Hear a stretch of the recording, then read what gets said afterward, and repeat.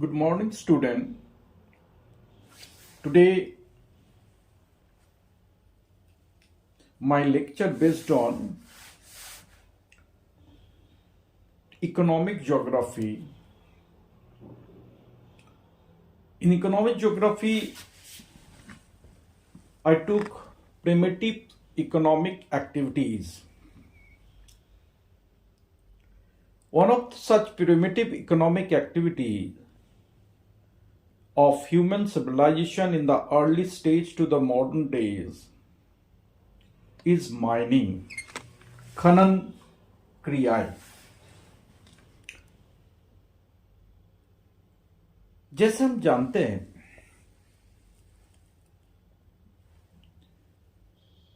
भूगर्भ से प्राकृतिक अवस्था में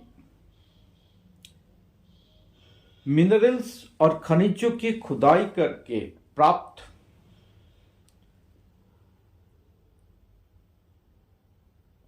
करना खनन माइनिंग कहा जाता है। और दिस माइनिंग एक्टिविटी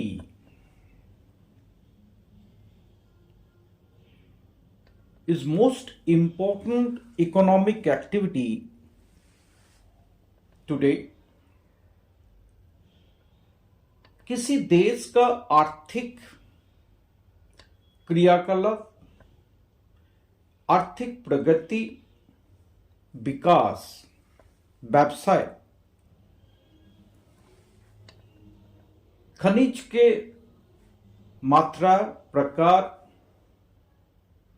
तथा इसके भंडारण के ऊपर काफी हद तक निर्भरशील होता है।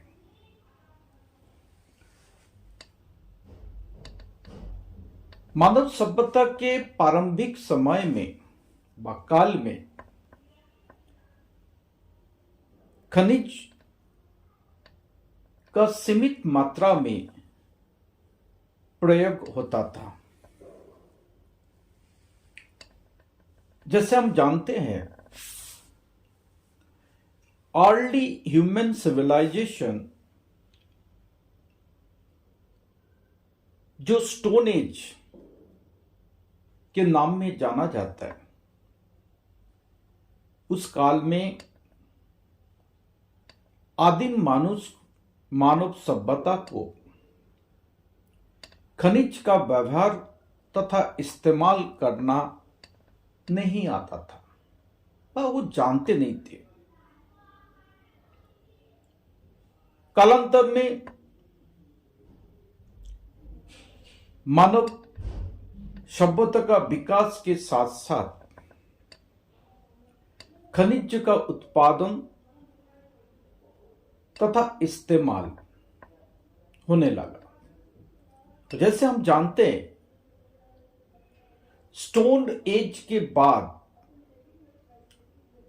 जो समय है खनिज के नाम से जाना जाता है, जैसे ब्रोंज एज, कॉपर एज। खनिज का इस्तेमाल मानव आर्थिक क्रिया में, व्यावहारिक जीवन में, अस्त्र शस्त्र निर्माण में जैसे जैसे होते गया, जैसे जैसे मानव सभ्यता के विकास होते गया, खनिज खनन के क्रिया में भी तेजी आने लगा। आधुनिक युग में खनिज तथा धातुओं का खपत इतने अधिक हो गया है, पूर्ति हेतु प्रति वर्ष हजारों टन खनिज को हम लोग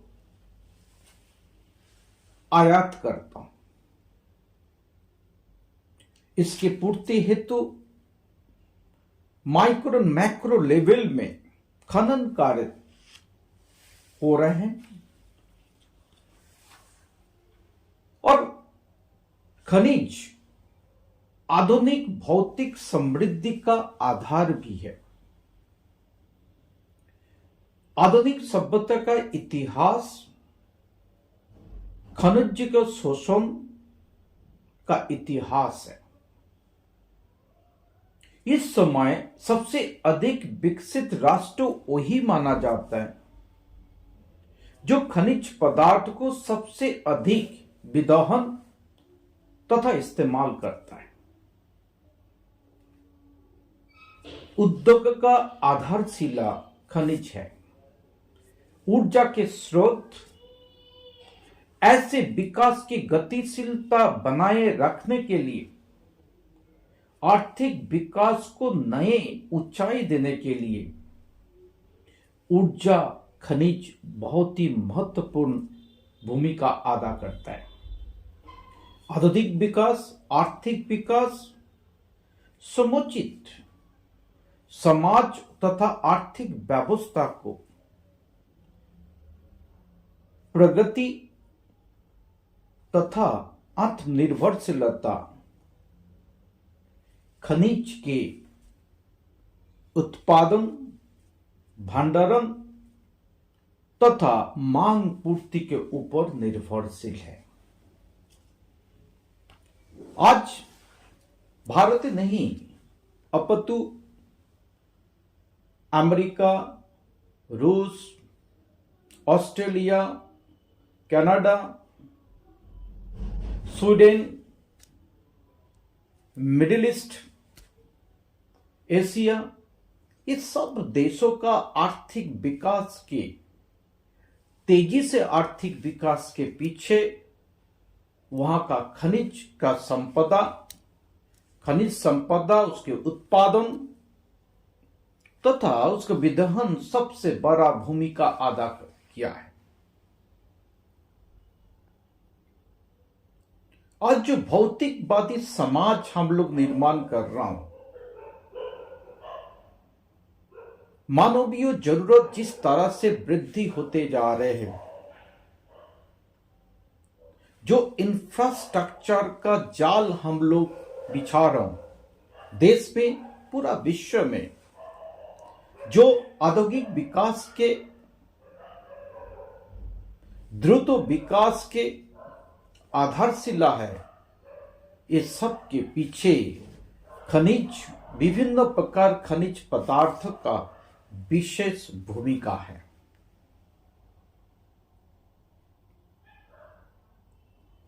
किसी भी खनन के विकास हेतु खनन कार्य के पहले मूलतः दो तरह का एक्टिविटीज को करना पड़ता है, ये बहुत ही जरूरी है। प्री एक्टिविटीज ऑफ माइनिंग, पहला पूर्वेक्षण मीन्स पर्सपेक्टिव्स। पूर्वेक्षण तथा पर्सपेक्टिव मीन्स खनिजों अयस्क के खोज का समान अध्ययन किया जाता है। खनन के संभावनाएं तथा उसके संबंधित विभिन्न प्रकार का लाभ हानि को प्राइमरी स्टेज में, प्राथमिक अवस्था में डिटेल्स अध्ययन व रिसर्च व शोध करने का जरूरत है। उसके बाद एक्सप्लोरेशन, गवेषणा। इस कार्य में सामान्य निक्षेप का विस्तार, मोटाई, खनिज के संभवत मात्रा एवं मूल्य, खनन कार्य में व्यय, खान के खोलने व विकसित करने में आने वाले समस्याएं तथा चुनौतियां, उपयुक्त विधि का निर्धारण इत्यादि कार्य एक्सप्लोरेशन स्टेज में किया जाता है।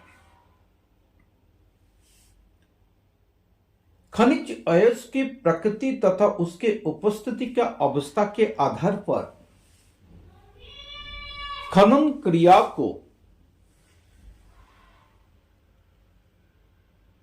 क्रिया में निम्न विधियां होते हैं। पहला ओपन कास्ट माइनिंग, धरातलीय खनन या विस्तृत खनन। एक स्थान जहां मिट्टी और उसके बाहरी आवरण को खनन द्वारा हटाया जाता है, उसके बाद खनन करके अपेक्षित खनिज व अयस्क को प्राप्त किया जाता है। ये बहुत ही सस्ती विधि है, बड़े पैमाने में ये किया जाता है।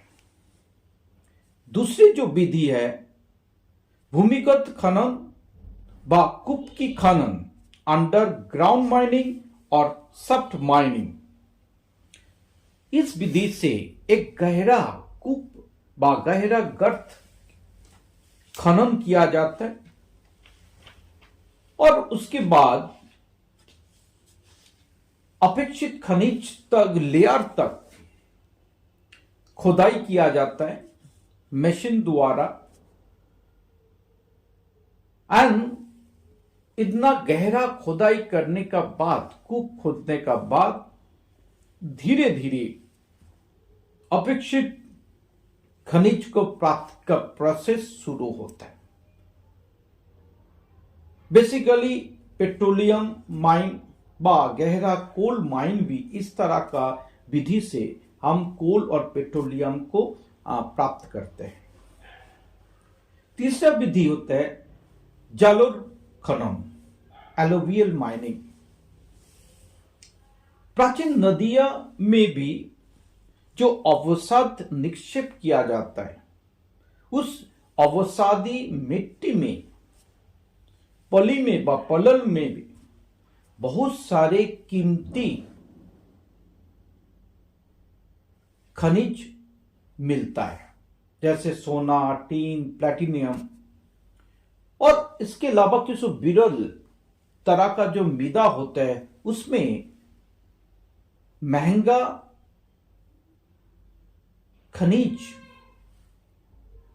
के निक्षेप पाया जाता है।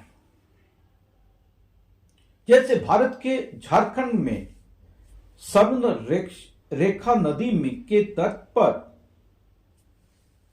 रहने वाला निवासी इसी प्रकार के सोना प्राप्त करते हैं।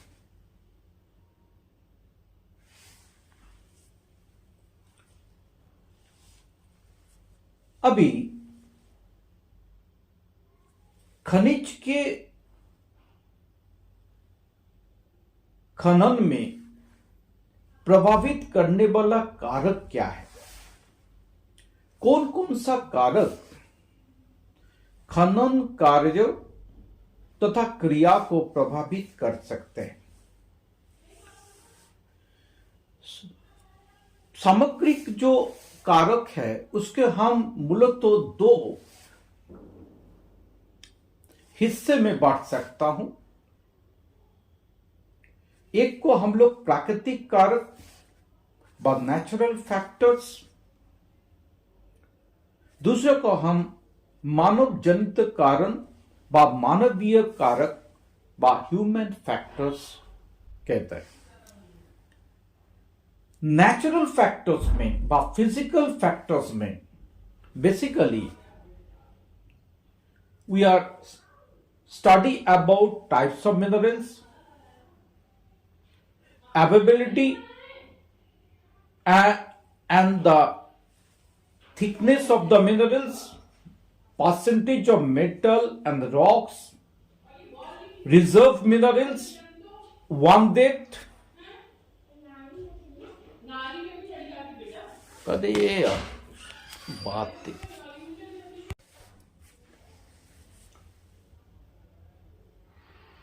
In human factors,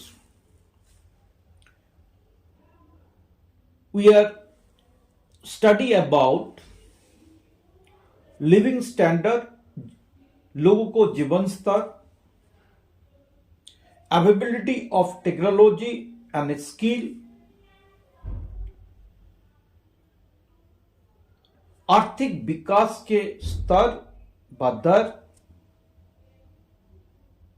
development stage, and सामाजिक और राजनीतिक परिस्थिति, social and political factors, these are the important factors और कारक जो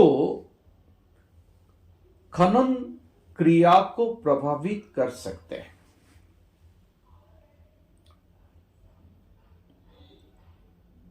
जैसे हमने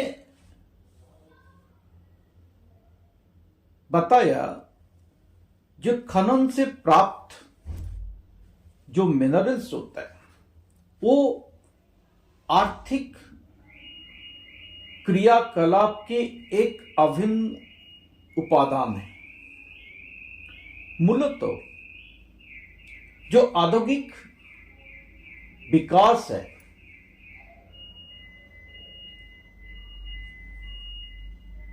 जो इंफ्रास्ट्रक्चरल डेवलपमेंट है देश का, विश्व का, उसमें खनिज का एक विशेष भूमिका होता है। खनिज का उत्पादन, इसका प्रोसेसिंग उस देश का पूरा विश्व का आर्थिक प्रगति विकास के स्तर पर निर्भर करता है। देश का औद्योगिक विकास के स्तर पर निर्भर करता है। जैसे 1990 का पहले भारत में औद्योगिक विकास का स्तर निम्न था, कम था। जैसे ग्लोबलाइजेशन, लिबरलाइजेशन को हमने अपनाया,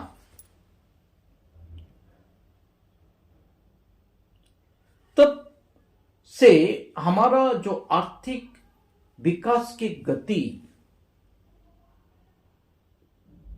तेजी हुआ।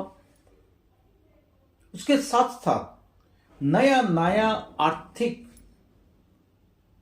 औद्योगिक क्षेत्र का विकास होते गया। हमारा इंफ्रास्ट्रक्चर में काफी सुधार हुआ। इसके वजह से आर्थिक प्रगति तथा आर्थिक वृद्धि का गति में तेजी आया, जिसके कारण खनिज का मांग बढ़ते गया और खनिज को मांग को, बाजार की मांग को देखते हुए खनिज व खनन क्रिया में भी तेजी आया। नया नया खनि, नया नया माइंस हम लोग ढूंढने लगा और नया नया माइंस को हमें डिस्कवरी भी हुआ एक्सप्लोरेशन प्रोसेस से, जिससे खनिज के उत्पादन तथा उसके प्रोसेसिंग काफी गुना वृद्धि हुआ। जब खनिज के वितरण क्षेत्र के रूप में हम लोग पढ़ेंगे, तब हम देखेंगे विश्व में मूलतः 4-5 ऐसे क्षेत्र है जहां पे अधिकांश खनिज तथा वयस्क मिलता है। सबसे रिच, सबसे फर्टाइल, सबसे समृद्ध खनिज का क्षेत्र नॉर्थ अमेरिका है। अलास्का से लेके मेक्सिको तक एक पूरा एरिया विभिन्न प्रकार का खनिज पदार्थों मिलता है, जिसमें 50% यूएसए का है और 25% कनाडा का इसमें है। इसमें प्राकृतिक गैस, पेट्रोलियम, गंधक, पोटास, ब्रोंज, कोल, गोल्ड, लेड प्रमुख है। इसके अलावा यूरेशिया, इसके अंतर्गत यूके से लेके आइबोरियम प्रायद्वीप तक ये पूरा क्षेत्र जो है खनिज है। पश्चिम यूरोप में कोयला, लौह अस्क, bauxite, salt, lead, copper, tin, tungsten इत्यादि धातु एक प्रचुर मात्रा में मिलता है। तीसरा, साउथ ईस्ट एशिया। इसके अंतर्गत भारत, चीन, जापान, मलेशिया, इंडोनेशिया प्रमुख है। यहां पे कोल, लौह ask, tin, Micra, petroleum Indonesia में, फिलीपींस में क्रोमियम, चीन में टंगस्टेन इत्यादि खनिज पदार्थ के प्रचुर भंडारण तथा उत्पादन होता है। इसके अलावा चौथा जो क्षेत्र है वो ऑस्ट्रेलिया, पश्चिमी दक्षिणी अमेरिका, ब्राजील, दक्षिण पश्चिमी एशिया, उत्तरी अफ्रीका, पश्चिमी अफ्रीका, दक्षिणी अफ्रीका शामिल है। ये मूलतः खनिज व खनिज पदार्थों तथा खनन क्रिया के प्रमुख स्थल है, रीजन है, एरिया है, जहां पे 90% विभिन्न प्रकार के खनिज अयस्क व खनिज पदार्थ पाया जाता है। और जब हम इस सब क्षेत्र का आर्थिक विकास को देखेंगे, इस सब क्षेत्र विकसित राष्ट्र में एक अंश के रूप में जाना जाता है। विश्व में जो भी विकसित राष्ट्र में है उसमें से Britain, US, France, Germany, Australia, Japan, China ये सब देश है। इस कारण है इस सब देश में एक अच्छा क्वालिटी का एंड सफिशिएंट क्वांटिटी में खनिज पदार्थ तो पाया जाता है। खनिज पदार्थ के रूप में जब हम लौह अस्क की बात करेंगे तो परसेंटेज में हम देखेंगे 2016 में विश्व में 1700 अरब टन लौह अस्क का भंडारण था, जिसमें से 830 अरब टन लौह अस्क के उत्पादन हुआ। इस उत्पादन के 29% ऑस्ट्रेलिया का था, 17% रूस का, 14% ब्राजील का, 9% चीन, 6% इंडिया, 2.8% कनाडा, 2.8% यूक्रेन का था। जैसे हम देखा जो भी परसेंटेज, जैसे हमने बोला आपको 29% ऑस्ट्रेलिया एक विकसित राष्ट्र है, रूस 17% विकसित राष्ट्र है, 9% चीन, भारत 6% में है, emerging and very soon will become also the विकसित राष्ट्र, डेवलप्ड नेशन के सारी में हम लोग को भी अपना नाम दर्ज कराएंगे। धीरे धीरे भारत खनिज